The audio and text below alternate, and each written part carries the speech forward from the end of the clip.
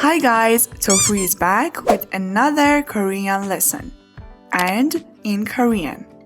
There are different ways to use and in Korean.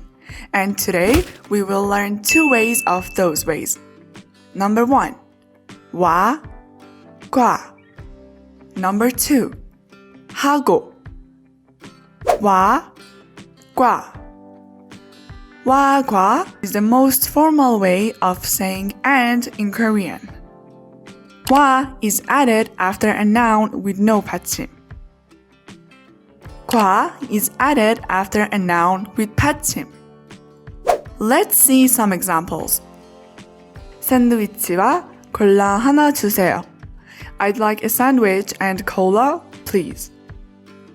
In this case, 샌드위치 is noun and it has no 받침. So we added 와. 제 형과 누나는 의사예요. My older brother and older sister are doctors. In this one, 형 is noun and it has 받침. So we added 과. 하고.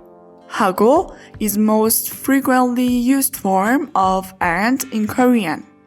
Actually, it is generally used in a spoken language. Let's see another example. 저는 빵하고 우유를 먹었어요. I ate bread and milk. This is so easy. 2 nouns or objects are linked without any special rule. Okay guys, that was today's lesson. Bye!